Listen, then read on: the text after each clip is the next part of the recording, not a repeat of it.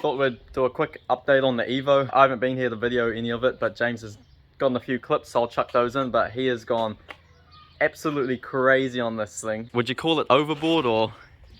No, just enough. If you thought the RX-7 was extreme, well, he's gone even extra on this thing. Oh well, it's Saturday and I've made it here to the workshop with just a couple of bits and pieces. So, got the sandblaster out. There's the exhaust shields for the RX-7 and the EVO. It's starting to feel a little bit like deja vu. We've got all the EVO bits all sandblasted, all ready. Tomorrow we should be able to start putting it back together. So even done the fuel tank and all that sort of jazz. What I'll do with all these CV boots is I will get new ones of those. I'll strip all the cups and everything and I'll repaint them the factory green colour. When as far as stripping all the shocks weren't actually too bad. None of them were leaking, so I was just like, we might as well paint them and do them properly. So the springs, same thing, we'll spray them back the same colour as what they were before. So these ones here, all the boots we've pulled back and masked off. So when the new boots go over, it'll cover those things. But yeah, brake calipers. Look at that rack. Yeah, let them bake in the booth overnight, and yeah, I'll crack on to doing the engine bay and the EVO, I think. So then we can put all this stuff back in and hopefully put the engine back in it. It's about 7:30 Saturday morning. Gonna crack into this EVO today. So the mission for today is take these front hubs off and put some new wheel bearings on it. These are absolutely poked. Both sides, I've already pulled that side off. But it's all coming together.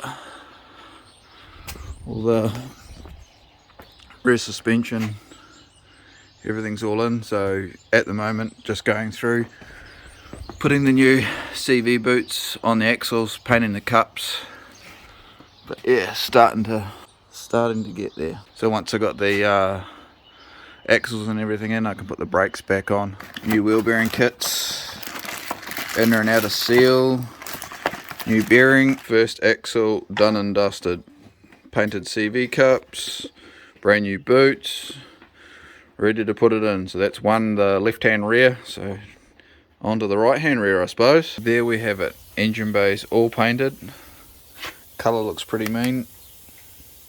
Don't know if you can see much of that in the camera, but X08 is the paint code. X08 has a bit of white pearl and a bit of green pearl in it. Now we can put all the subframes, engine and plumbing, wire it all up, and yeah, getting there one day at a time. So you're going for the drag look.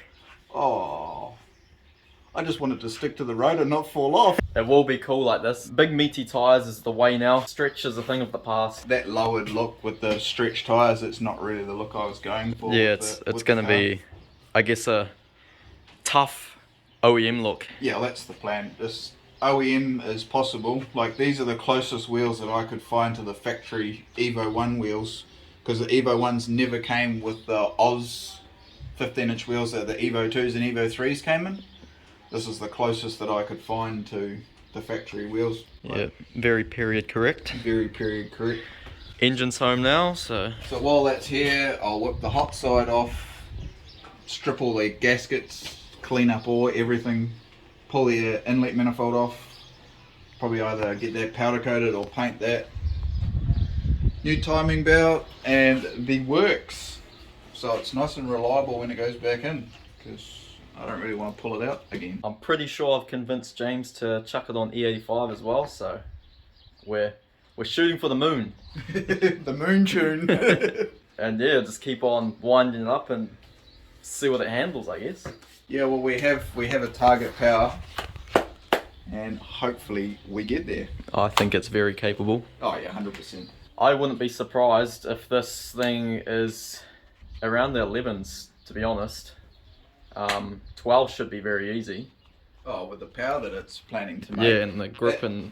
It should do, like, if I'm any good at driving, it'll do a 10-second pass easy.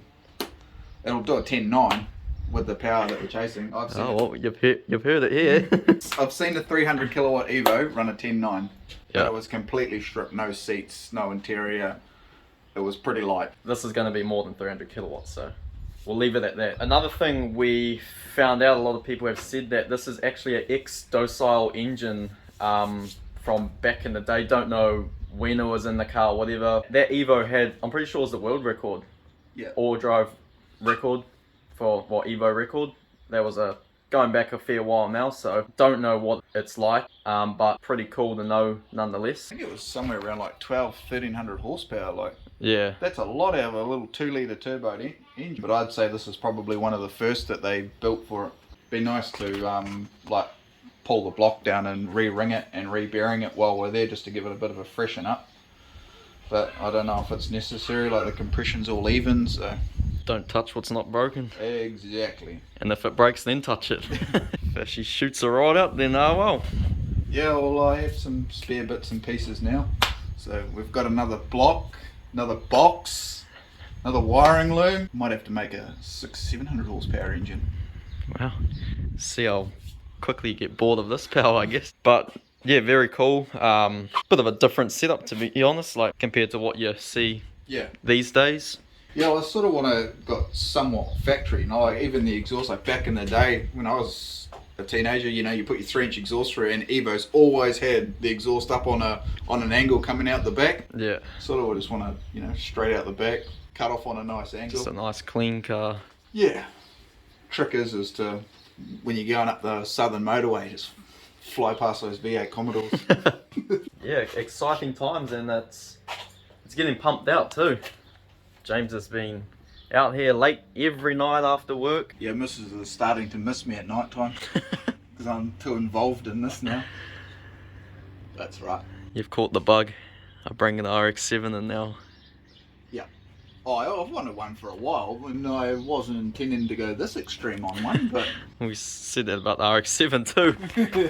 The RX-7 was supposed to be just a quick respray, and look where that's gone now. But I guess every time we do something now, we're just trying to level up each time, and don't know where we stop.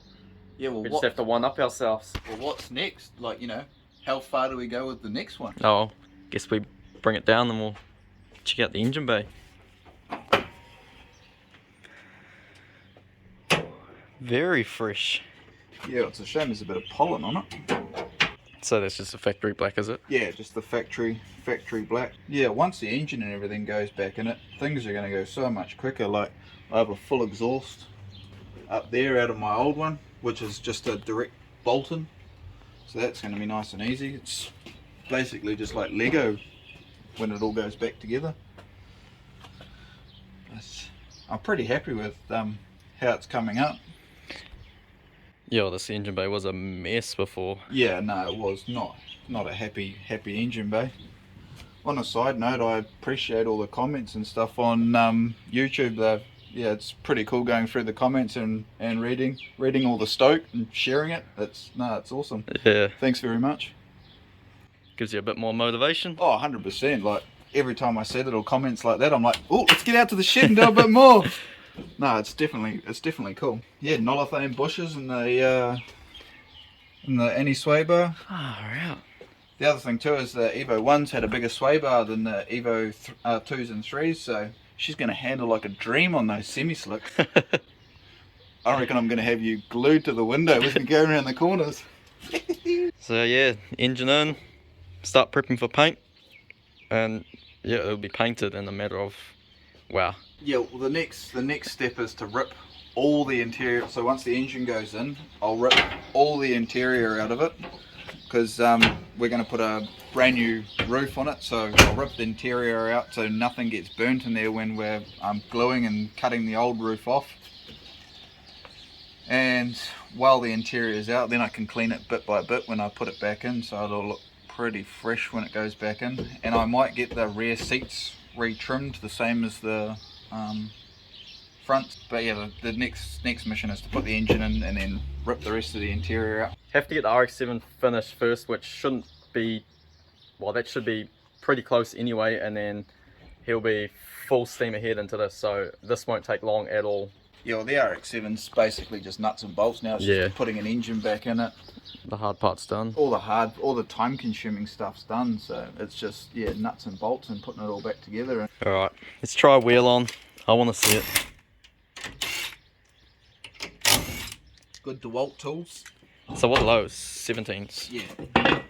What do you reckon the size seems like circumference compared to that one? Same, bigger? Oh, about the same. About the same. Oh, that's gonna look tough.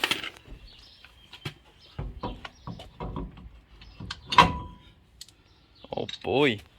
Look how tight those wheels are to the brakes. I love it. We better put one on the back too. Can't get much more meat than that.